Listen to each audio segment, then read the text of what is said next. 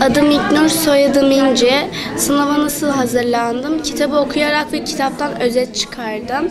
Çok heyecanlıyım. Bilgisayar almak istiyorum veya tablet almak istiyorum. Seneye LGS, onunla çalışmak istiyorum. Ben bir iki defa bitirdim kitabı ve heyecanlıyım. Umre'yi kazanamayacağım için üzülmedim. Bir dahaki sefere büyüdüğümde katılacağım.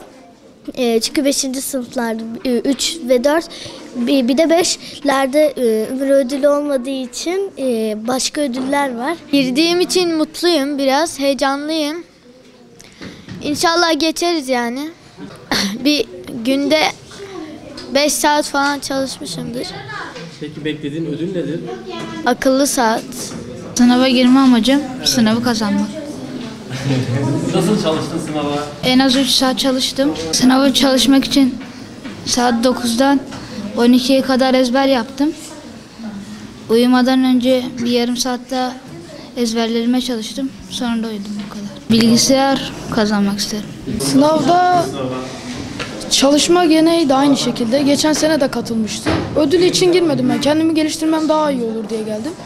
Çok da bir hedef belirlemedim ama yani geliştirme amaçlı daha iyi olur. Çalışırken kitabı bir kere aldığım için bilgilerin çoğusunu biliyordum. Tekrardan bir gözden geçirdim. Gene aynı yani, çok da bir fark olmadı. Düzenlenmesi çoğu insan çünkü bu tür bilgileri bilmiyor. En azından kitabın fiyatı da ucuzdu. Şimdi söylemeyeyim ama ucuza aldığımız için en azından elimizde bir kitap oluyor. Yani dini bilgileri içeren ve işimize geliyor. Siyer yarışmasına girdim. Beklentilerim çok iyi. İnşallah iyi puanlı hepimiz geçeriz. Yani çok güzel böyle Peygamberimizin hayatları, böyle sınavlara girmek beni çok mutlu ediyor. Çok çalıştım. Siyerle alakalı kitapları okudum, o kitabı okudum, uygulamaları yaptım siyerle alakalı. Ben çok ödül beklemiyorum yani. Ben sadece öğrenmek için girdim bu sınava. Çok ödül beklemiyorum. Sınava girme amacım Ümre'yi kazanmak ama Ümre'yi kazanamadı. 5. sınıflarda Ümre'yi kazanmadık için tablet kazanmak istiyorum. Çok çalışmıştım evde. Hep kitabı bitirip okuyordum. Yani inşallah kazanırım. Her anne babanın evvela eğitim kurumlarından önce her anne babanın yapması gereken bir şey bu. Bizler de Peygamber Efendimiz'i örnek alaraktan iyi bir birey, iyi bir insan yetiştirme telaşındayız. Elimizden geldiğince biz de çocuğumuza destek oluyoruz bu konuda. Daha önce birkaç tane daha sınava girdi böyle. Onlarda da başarılıydı.